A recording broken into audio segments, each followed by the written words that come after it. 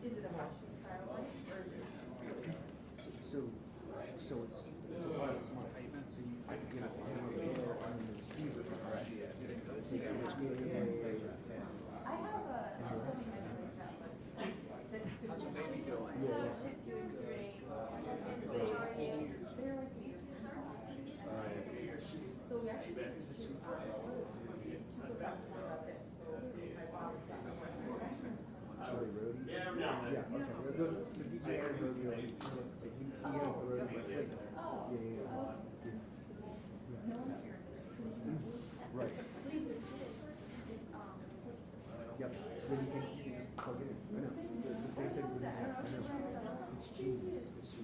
But like, also the quality is crazy.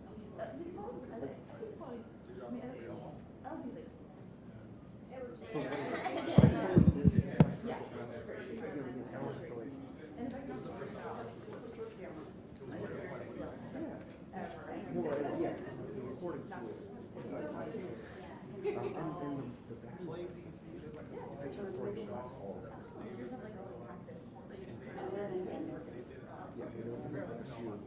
and then everything you put it in, and then you plug that bigger thing in, and everything charges. It's charging. It's great. It's kind of like an AirPod. You charge the AirPod case, but then also it'll charge cameras in it. Yeah, it's great. I haven't used it on this.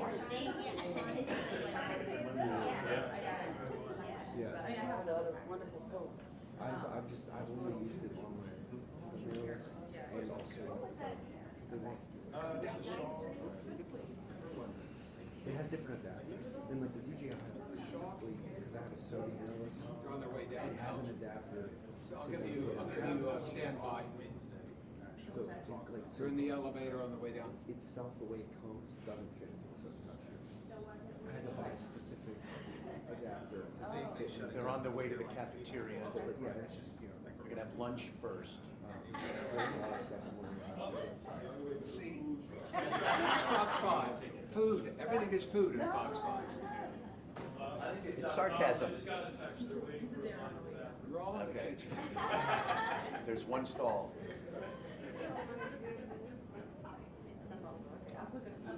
Yeah.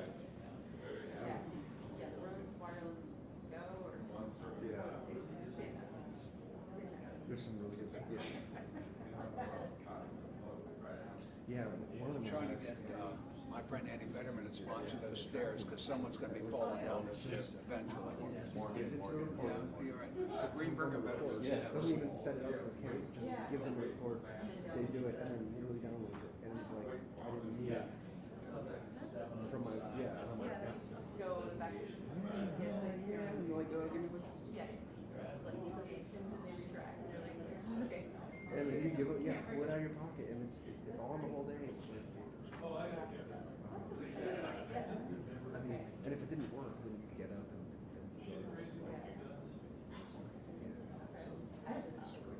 And on days where we're like more things, we're putting on phone and email.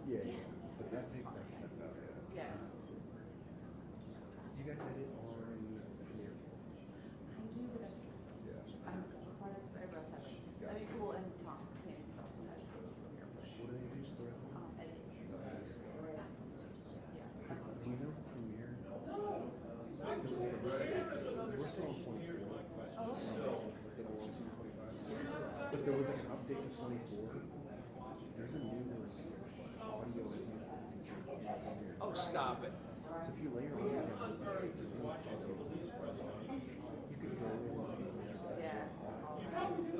let's say there's and also like a small clap. So click on the audio and then just highlight the box. There's like a little face. A little face. It opens up this dialog box and there's like a button that just says it's a little scary. Like For those like, yeah, if you have really shitty editing, you can't do it for the whole year. But if you have like that 12 second say, oh, this is what I want, you click the button, it's it, and you listen to it. 9 times out of 10. how did I know about that? It's a great show. Like one day I was going to do like my rumble release, and I'm like, oh, this is fun.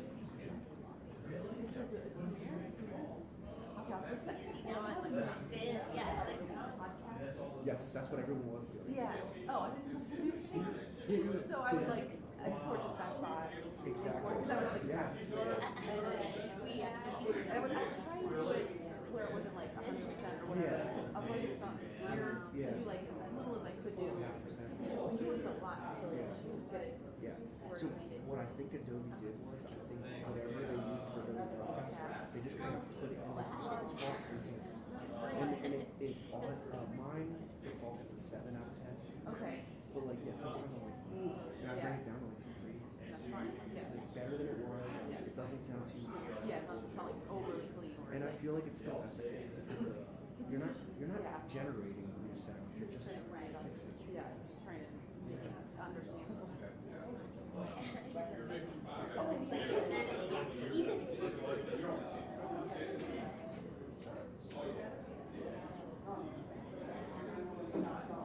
They're walking in. They're walking in.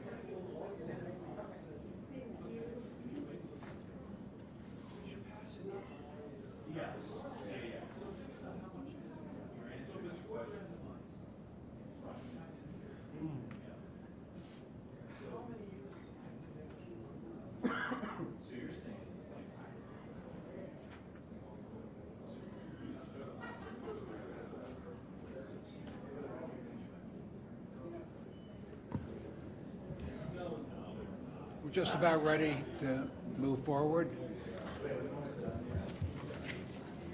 And you warned me this time. Thank you.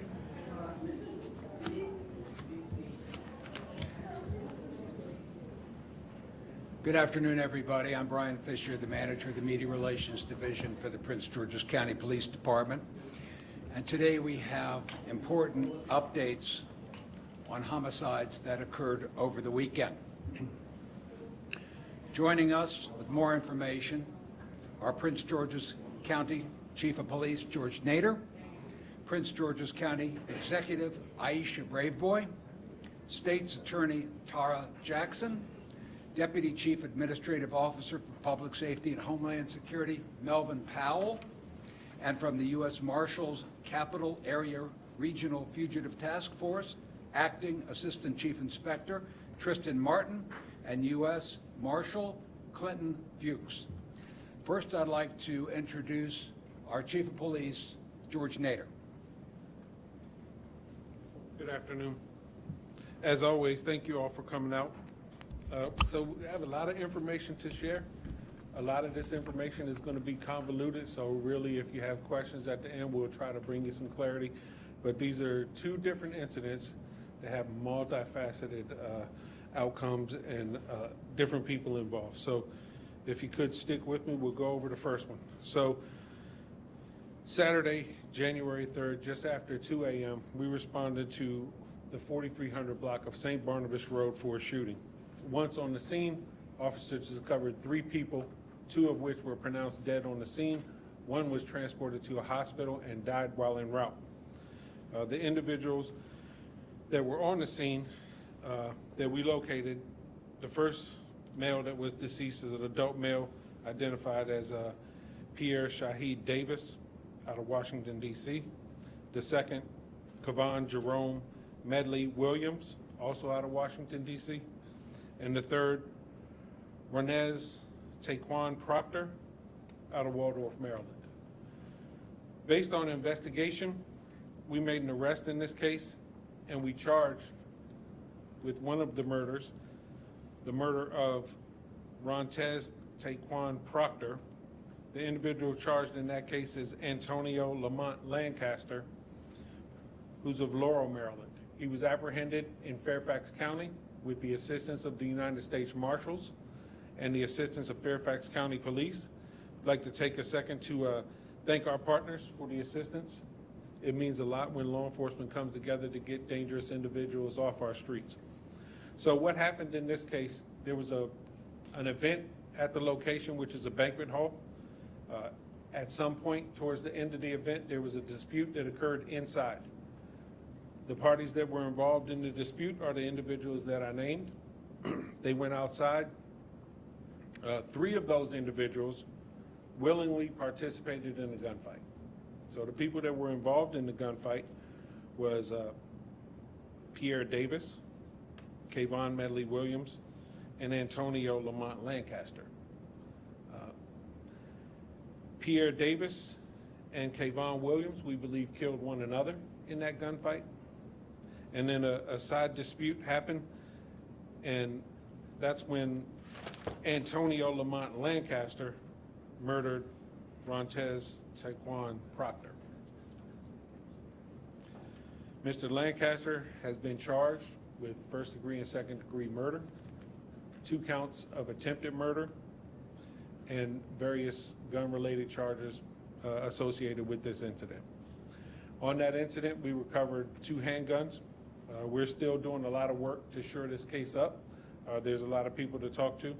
We know that there were 3 guns on scene. We're still looking to recover 1 of those. So with that case, we're waiting on extradition from Fairfax County.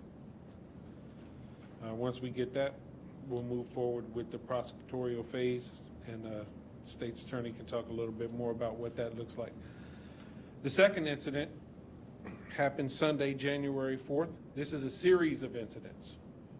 So 50 Watkins Park Drive, just about 7 o'clock in the morning, we receive a call for a male unresponsive in a vehicle. We get on that scene. We locate a 65-year-old victim who's pronounced deceased from gunshot wound. About 12 hours later, we receive a call in the area of 12,000 block of Campbellton Drive for a shooting and a carjacking. We get on that scene, we recover a vehicle that was carjacked, and we find 1 adult male shot in the leg. Shortly after that, we respond to the 1300 block of Campbellton Lane, where we have another person, an adult female, who was shot in a similar fashion. She was shot in the stomach. Both of those individuals were transported to nearby hospitals in critical condition, but we're waiting and hoping for a recovery on that. Shortly thereafter, officers on the scene who are here with me from District 2, I'd like to thank PFC Heyman in particular for your bravery and responding to the area where shots were fired. And we located another vehicle that had been shot, but we located a suspect. So that person of interest was taken into custody. A weapon was recovered. It's a 7.26 or 7.6 rifle. So kind of similar to what an AK-47 is, but a small version of it. With that, we have identified that as the murder weapon. This case is still ongoing. No one has been charged. We do believe we have the person of interest is the right person. However, we're still working through the case to bring charges. The thing with that we want to say is there's no ongoing threat to the community. The motive behind this series of shootings is still being investigated, but if not for the bravery of the police officers assigned to District 2 to include PFC Heyman, this individual would not have been apprehended as fast as they were, and we don't know what the other outcomes could be from that. So with that, I will turn it over to the county executive, and then we'll take some questions. Thank you so much, Chief. Thank you to both our Chief, George Nader, and Assistant Chief, George Nichols. I also want to thank all of the Prince George's County police officers who put their lives on the line every single day. PFC Heyman, thank you. You know, when we talk about protecting and serving and going into places where no one else will want to go, when you hear shots being fired, oftentimes most of us will want to run the other way. But our officers are duty bound to run towards threats and to ensure that our community is safe. And as a result of their bravery, our community is safer. You know, it is always disappointing to lose lives, especially young lives. And the events surrounding the triple homicide are unbelievably sad. And so while our job, and we will absolutely focus on getting justice, and we believe we will achieve justice. We also mourn for the families, all of them, who have lost someone. So what I will say is that establishments in Prince George's County have to be responsible. They have to be responsible. And I can tell you that our chief of police, George Nader, is very serious about enforcing the law. And when establishments don't comply with the law, or they present an environment that could result in incidents like the one that happened, then we have to do our part as government to see that they don't operate in ways that make our community less safe. And so as of today, our chief is making sure that Irving's is closed. They will have due process. They will have a hearing to determine whether or not and under what conditions they can reopen. But we are very serious about holding everyone accountable and responsible.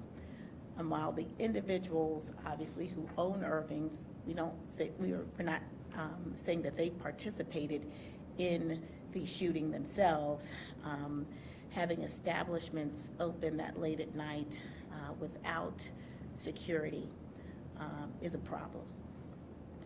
And it's a problem that will not be tolerated in Prince George's County. So all establishments need to be on notice. And if you're not on notice, this is your notice, that we will shut you down, that you must have a security plan on file with the Prince George's County Police Department, that you must have operating cameras inside and outside of your establishments, and that you have to take responsibility for the activities that go on at your establishments. So that's important to note here. As far as the shooting that took place behind the LA Fitness, that was a very sad incident. At this time, there's really no indication that the person of interest and the victim in that case knew each other, or that the person of interest knew any of the other individuals that were shot or attempted to be shot. And so those types of incidents are the most concerning, because you're talking about potentially perfect strangers. But what I will say is that there is no ongoing threat here in Prince George's County because of the work of our police department. I can't say enough how incredibly proud I am of the men and women who make up this department. We can't prevent every incident, but what we can do is be present and show our community that we're serious about getting the job done. And that's what happened in this case. So now we will turn all of this over to our amazing State's Attorney, Tara Jackson, who will be speaking next. But just, again, to the community, our hearts go out to all of you, those who've lost someone, those who live in the communities where these incidents took place. We want you to know that Prince George's County is a safe place to live, to work, to play. That incidents do happen, unfortunately, but when they happen, we're on top of it, and we will seek and get justice. Thank you. Good afternoon. Of course, my condolences do go out to the families of all of the victims that were lost over the holiday weekend. As the county executive says, it's disappointing, especially after we celebrated, and we continue to celebrate a good year last year as it relates to the work that this public safety team has accomplished. 40% drop in homicides is nothing to, we shouldn't take that lightly. but obviously one murder is too many murders. And certainly 3 murders is too many murders. And so our hearts go out to the victims. The role of the state's attorney, of course, is different than that of our sworn officers on the street. But I do want the public to know that we continue to work with our police department from the moment a crime like this occurs, providing the necessary legal advice that aids them in their investigations to bring people to justice. As it relates to the triple homicide that occurred, there is obviously a person that's been charged, and it is in Virginia, and that person is facing an extradition hearing. He has a right to waive that extradition hearing and agree to be returned to Prince George's County to face his charges. And if he doesn't waive it, then there'll be a hearing that is had in Virginia. Once he comes to Prince George's, we will, per usual, have a bond hearing, and then our office will make decisions around what the appropriate charges are to present to the grand jury. And as it relates to the person of interest in the homicide that occurred and shootings that occurred on January 4th, we will continue to assist our police partners in every way possible to make sure that the appropriate person is charged and brought to our office to be held accountable.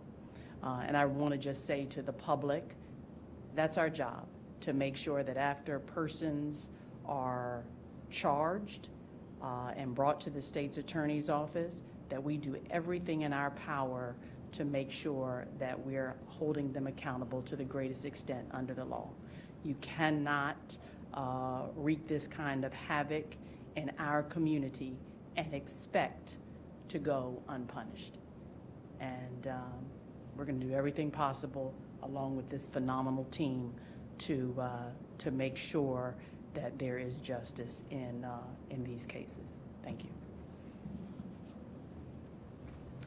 Prior to taking questions, for the men and women of the Prince George's County Police Department, from our District 2 officers to the District 4 officers that responded to the scene, from this Criminal Investigations Division that works around the clock, the Gun Crimes Unit and the Homicide Unit, and the men and women that work in our forensic labs that come together and partner with our law enforcement jurisdictional partners to bring closure to cases, go into dangerous situations and handle scenes and see a lot of things that normal people in society wouldn't have to see. I would say for that, you're heroes, and I thank you from the bottom of my heart for what you do for our community.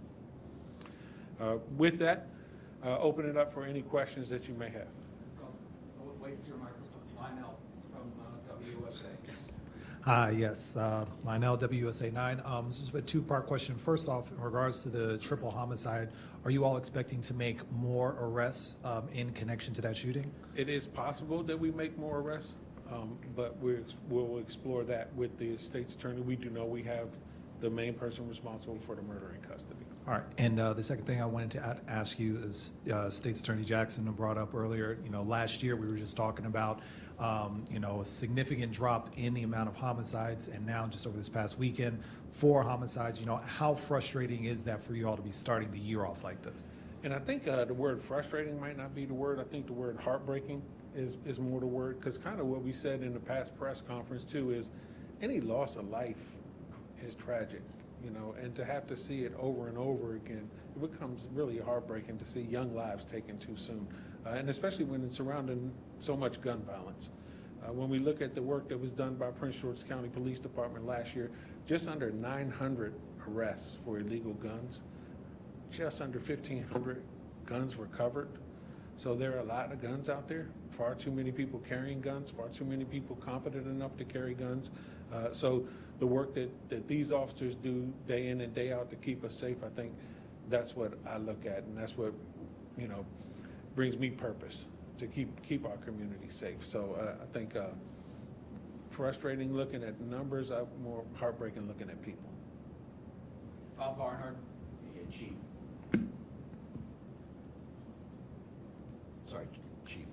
Bob with Fox 5. Do we know what kind of party was happening, and are the people involved in the Irvings, were they related? Were they friends? Why the gunfire? We do know that it was a birthday party. The relation to everybody there, we don't know exactly. We do know it was not an event that we believe was open to the public, though, so it was an invite. So I would assume people knew one another in some form or fashion. And what sparked the gunfire? We exactly don't know what started the dispute inside. It's still under investigation.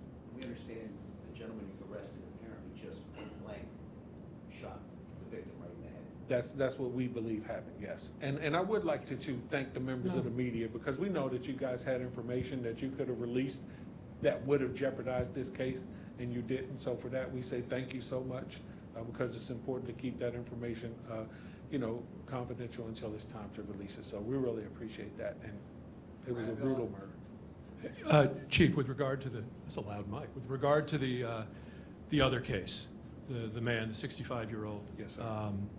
And two others who may have been stranger to the shooter, that's a highly unusual thing. Is this a case of some sort of a sniper, someone running around randomly shooting people? Was there any? So we don't think it. Were all of the three unrelated? So like the man and the woman, were they unrelated to each other as well? They were all three unrelated to one another. We don't think it was a DC sniper type incident, but we do believe one individual was responsible for all of those shootings. The motive behind it, we're still looking at. We're looking at that there may be robberies, but there may be some other significance that comes up with this individual as we explore a little bit more into their history. But you have him, and you have what you believe is the murder weapon in each of the three shootings. We have the person we believe responsible, person of interest in custody. We have the weapon that was used in the homicide. We're just working through the case to see if we can come forward with charges. Pretty confident that we will.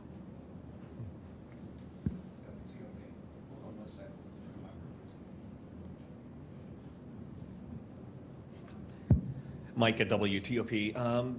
Talk a bit about this establishment and some of the, you said that they didn't have a security guard. Did they also not have security cameras? What are you confronting them about and closing them down for exactly? So we have the right in Prince George's County to close a business in the interest of public safety. They were cited for several violations, CB 18 to be one of them. So we're going to close, and then they can come forward to the hearing examiner, who will make the determination as whether or not they're allowed to open again, with stipulations that we'll put in place. And with the random shootings that we just talked about that happened yesterday, do we have a rap sheet on the person of interest? Can you talk a bit about, do they have a criminal history? Well, yes, the person that we have stopped right now that we have not charged with a crime does have a criminal history. Jasmine, the Washington Post. Thank you, Chief. To that question, is the person of interest from this area? Could you speak to that? The person that we have stopped right now is from this community, correct? Thank you. And then two-part, the suspect in the other shooting, did they also have a criminal history, or were they known to police at all? The one that we arrested with murder has a criminal history. Chief, just a quick clarification on the Proctor victim. Yes. Was he also a part of the group that decided to go have a gunfight? I believe you said a gunfight? We have no evidence that Mr. Proctor had a gun on him at any time. Okay. He was actually trying to render aid to somebody that was shot. Okay, so he was, how would you describe that? A victim of a murder. Okay, so he wasn't involved in whatever dispute was going on, as far as you know? As far as we know, if he was involved, he did not have a gun. He was not armed. Could you just describe that scene outside the banquet hall? I mean, this Wild West kind of shooting. Yes, it was. I mean, it was, as you can imagine, 3 people murdered. It was a pretty chaotic scene. It was chaotic when the officers got there. They were able to stabilize it. We called in additional resources to come in the system. And then the homicide unit came in and did an outstanding job piecing everything together and finding the person responsible. We don't believe there were more than 3 guns involved, but we're also looking at everything now. So the victim, Mr. Proctor, would you describe him as an innocent bystander in this situation, or? I would say he didn't appear to have anything to do with the shootout, so yes. Okay, and then also regarding the club or banquet hall, what have you, private party. Any indication that the owners or this establishment has been involved in other incidents of violence We in haven't the had past? anything at this location. We believe this establishment has been there for about 5 years. We've responded to a few fights, but nothing of this magnitude, no shootings, no homicides. And you believe that second incident, these were random victims, Yes, correct? absolutely. Chief Liberty Simmons from DC News Now. So does that bring us to 4 homicides of 2026? Yes, ma'am. Starting the new year? Yes, ma'am. Okay. And then for clarification on Proctor, what is the first name and proper spelling? The first name for Proctor.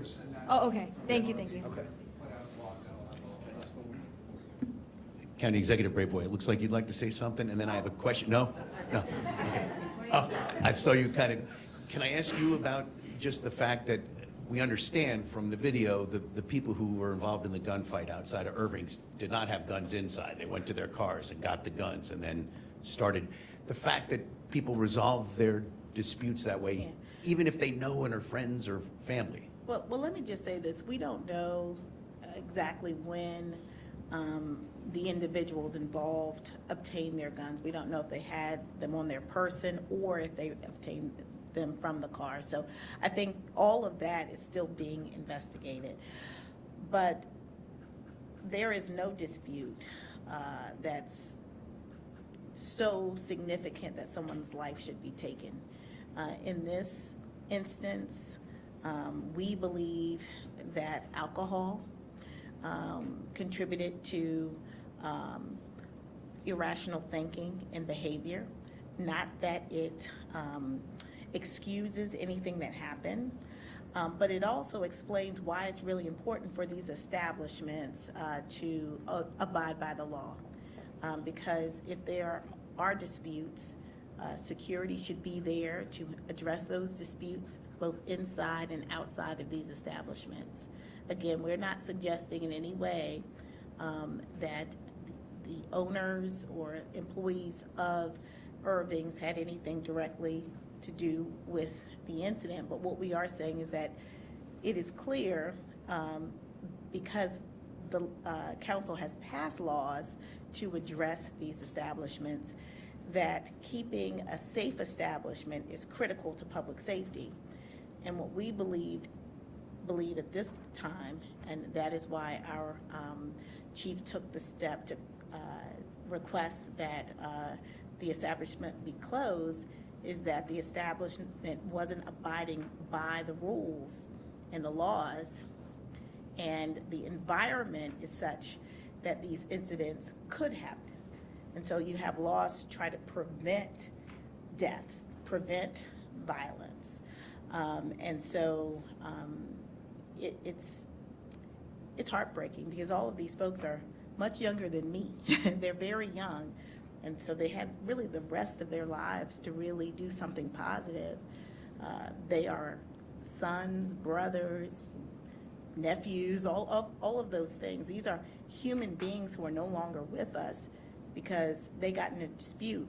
We believe everyone kind of knew each other because they were there for a birthday party celebrating someone who they all knew. So at this time, we don't have any information to suggest that this was a plan. It seems like that something occurred possibly during the event, and it spilled out outside in the parking lot, and it resulted in the death of 3 people. It's just unbelievable, unthinkable, and my heart goes out to everyone who was there that night who had to witness it. I mean, because literally there are 3 people who probably everyone knew who didn't get to go home that night. A lot of the reason was their choices, right? Because we have 2 people who we believe shot at each other and killed each other. That's what it appears to be at this time. And then one person who decided to shoot and kill another at point blank range. So he's going to have to account for that and be held accountable for that. And I know our state's attorney pretty well, and I'm pretty sure I know what her intent is, and that is to get justice. And that's what we are all going to be pushing for at this time. But we're asking everyone, please, if you have a dispute with someone else, we're going to have disputes, but there are other ways to resolve them. If you pick up a weapon, you may end your life and someone else's life. So it's not just the person who you have a dispute with whose life might be over. It's yours too. Because when you choose to kill someone, we have no choice but to seek tough and appropriate penalties. And sometimes that may be spending your life behind bars. And we don't have a lot of sympathy for that because you had other choices. You could just walk away. And viewing what we have viewed, people could have just walked away, but they didn't. They chose to engage, and now we have 3 dead people. We'll take one more question. So I say the appeal to the community is please leave the guns at home. You know, there's other ways to solve disputes. You don't have to turn to a gun. And then, as always, if you have information about these crimes or any other crime, please contact Crime Solvers at 1-800-411-TIPS. You can remain anonymous, but we look forward to getting any information regarding this. I just have one more question. I believe County Executive Brayboy alluded to it earlier, but what would you say to those business owners in the community that have establishments where people, you know, frequent and meet and fellowship and everything, that they can't really control what happens outside their doors once they close their business? You have to abide by the policies in the county code. You have to abide by the laws. You have to do what you can to keep people safe. If you have a proper safety plan, that helps. You know, if it's something that is uncontrollable, we see that too. But what we look at in law enforcement is any inability to prevent a crime, you know, by being proactive, cameras, security, you know, monitoring the events, really investing back into your properties. That's what we look for. That's what we try to be proactive, and we ask people to be proactive along with us. And we're in this journey with you. So work with us, and we'll be happy to work with you to help make a safer community for everybody. With that, thank you, everybody. Really appreciate it.